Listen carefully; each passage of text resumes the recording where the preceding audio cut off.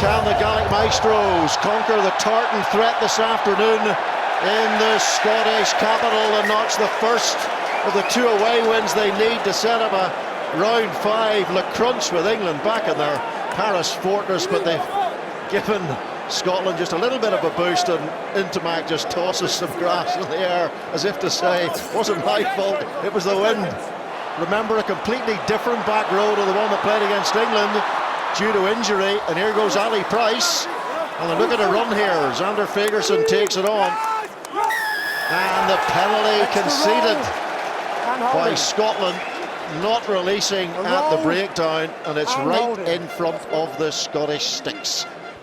Yeah, it gives Melvin Jaminet a chance to put France into the lead. 11 from 14 in the Six Nations this year, 34 from 37 last year. Still a year-old, 22-year-old, and he doesn't miss many, doesn't hook many. He's normally a very pure striker of the ball, so that is hardly a confidence-boosting beginning for the French fullback.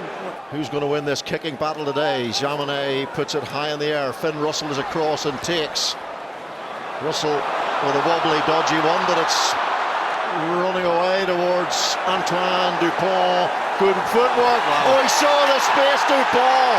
That is absolutely sensational stuff from the World Player of the Year. Ali Price tries to bring him down, searing his way through that Scottish defence.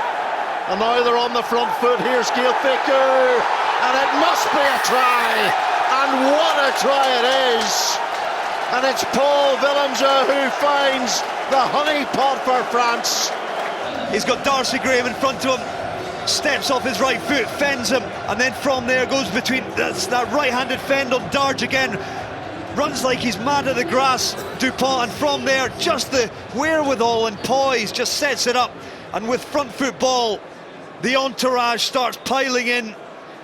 Fickou in at scrum half, gets the ball up and away. But he was the player who maintained that momentum close to the Scottish line. And now Jaminet does find his form. Off goes Schumann. Offside now against the French team. And Willems he shows that power in there again, driving Scotland backwards. But they've got this free play. Still playing, number 3 offside. Grant Gilchrist. Now Russell Hogg gets man and ball, and no advantage. Scotland aren't going anywhere there, and they'll get a kick at the post should they decide to do that, because it's pretty adjacent to the post here. Predicted kick success, well, historically 94%, and you can see why. It was right in front of the posts, and Scotland get their first points of the afternoon. Finds Melvin Jaminet. And he's looking for a bit of space on that far side. I think he's found it. Whoa! A kick from the fullback. Here's Julien Marchand. Such a mighty operator around the field, but he's got to get his darts right as well. And it's Cameron Walkie in the air. Takes his 12th line out of the tournament. Off goes Gregory Aldrete. For me, has been the player of the tournament. Here is Gael Fickou. Worrying moments again for Scotland. Damien Penaud, normally a lethal finisher, but finds support from Cyril Vai, and they'll get there now.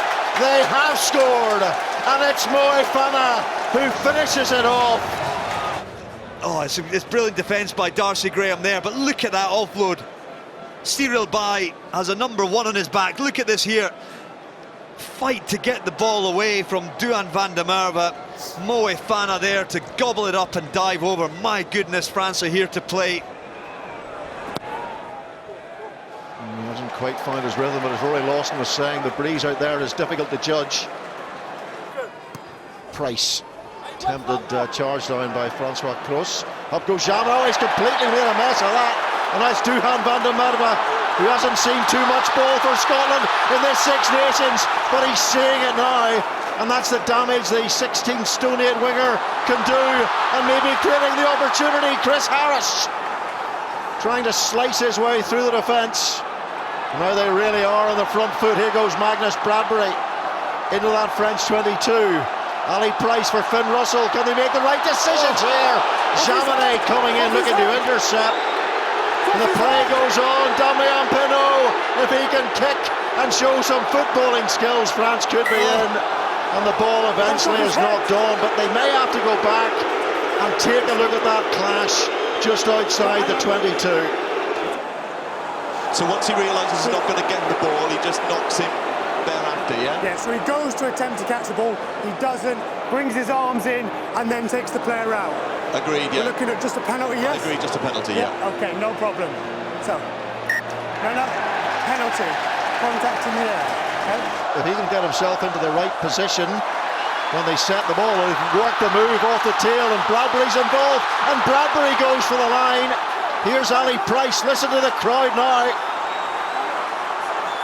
It's a quick ball for Price to work with, and Price goes! Did Price get the ball? On the line there, the Lions scrum half. Just so if we're looking at Play goes on, and this time Xander Fagerson drives for the line. On The ball ground. never touches the ground, Carl, okay? So there's no try. So we're going back to the penalty for the high tackle. Agreed, yes. And nothing more. Okay, so no try, but high tackle. So here comes Scotland through Rory Darge. They want this try. They're not going to settle for the 3 points. Ali Price. Bradbury again. Penalty Scotland. Free hit. They're defending illegally. Or the French. Ali Price this time. Oh, they're through. And it's Rory Darge who scores on his first start for Scotland. Coming into that 7 shirt late for Hamish Watson. The work was done here. Haining fights beyond the contact. It's quick ball, but look at that, the latest ball off the shoulder. And I think it was Anthony Gelonche just couldn't get in line quick enough. He stepped inside Gelonche on the outside shoulder of Cyril Bay. Rory Darge has his moment. With the conversion attempt, 7 from 7 is kicking record going into this game in the Six Nations. They've got the ball. Here's Duhan van der Merwe. Are they going to try to go for deep here? Stuart Hogg shows intention. Oh, Russell's going to get caught. Tries to get it to Duhan van der Merwe, and he's gone. And the big monster's away. This could be one of the great tries. Oh, Harris tries to find Stuart Hogg, and it was open prairie in front of him. He goes for the big pass. Oh, it's a millimetre away from sticking in Stuart Hogg's paws. 3. He's just pulled it us. You see the frustration. That's the moment of the half. That sticks Scotland roaring to the dressing room at half-time, leading. Jonathan Dante using that 17 stones of bulk, maybe creating a hole here. The bouncing pass might work okay for Moefana, trying to jink his way past those Scottish defenders. Stuart Hogg tries to get to the ball, doesn't quite manage it. There's space on this right-hand side. There are plenty of Scotland defenders too, but Fiku might go round all of them!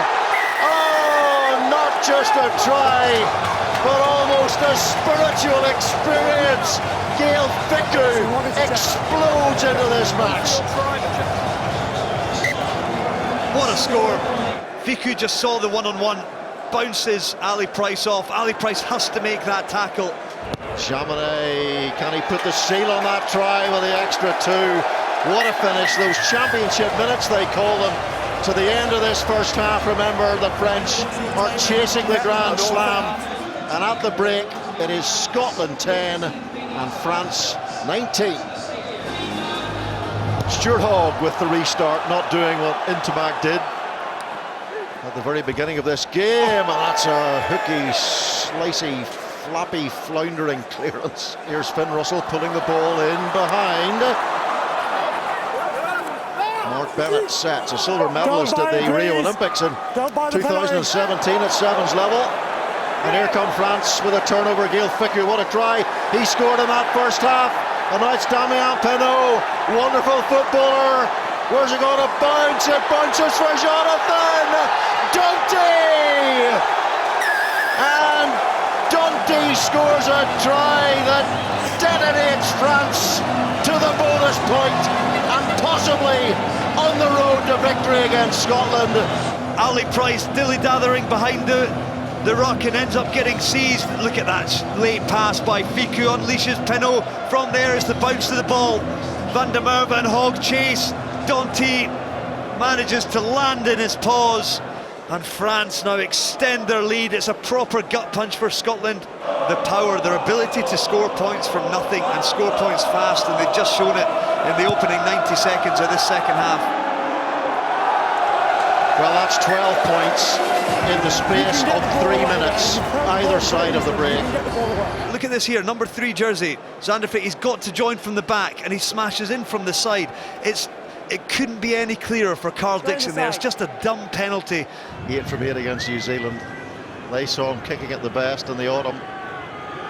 7 from 8 against Ireland. Not quite Chamonix's day, is it? Price to Russell. Loves to fire and fizz those balls into midfield, and being held up there is Rory Darge. Gail Fickou is in there, and they've got the ball. Taufa Fanua, now Cameron Walkie. They've all got footballing skills, and Damien Penaud. It's all about pace for the Clermont winger, and that might well have bubble wrapped the victory here for France. There, the number 19 from there. It's just a mismatch. He does the draw and pass. Walkie looks up, spins the ball out, and from there is Danty to Penaud. Penaud against Gilchrist. There is only one winner. Spectacular dive into the corner. One built on defence. France in free flow, and 3/5 of their way towards a Grand Slam. Remember, Chamonix missed quite a few kicks. This is a very, very difficult one indeed, and he's missed that one too. Not his best day. That taken down by white or by okay, by blue? Maxime Lucu is on for blue. Dupont. Okay.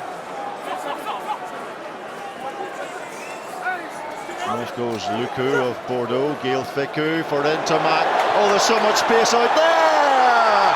And it's a whispering death now for Scotland as Damien Penaud secures his second try.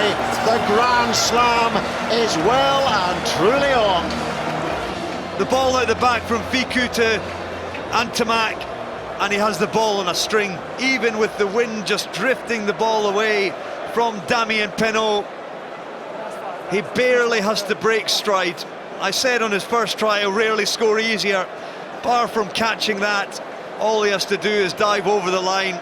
It's beautiful stuff. It's choreographed on the inside, and it's executed with devilish precision.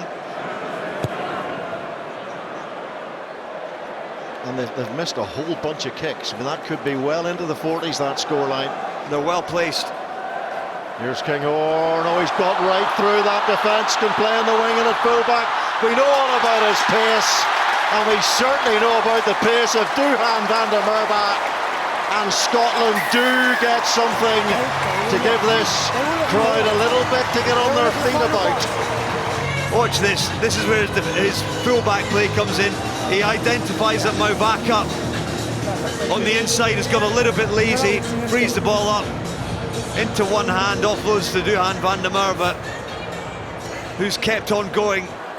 Tuipulotu's gap there. Tuipulotu just arced his way into it. And now Darcy Graham, lovely dummy from Darcy Graham, and the offload can't stick with White. That's a knock on, and that will be the end of the game. And it's been an incredibly powerful and impressive light-fingered performance from France. Resounding victors here at Merrifield. They've beaten Scotland by 36 points to 17.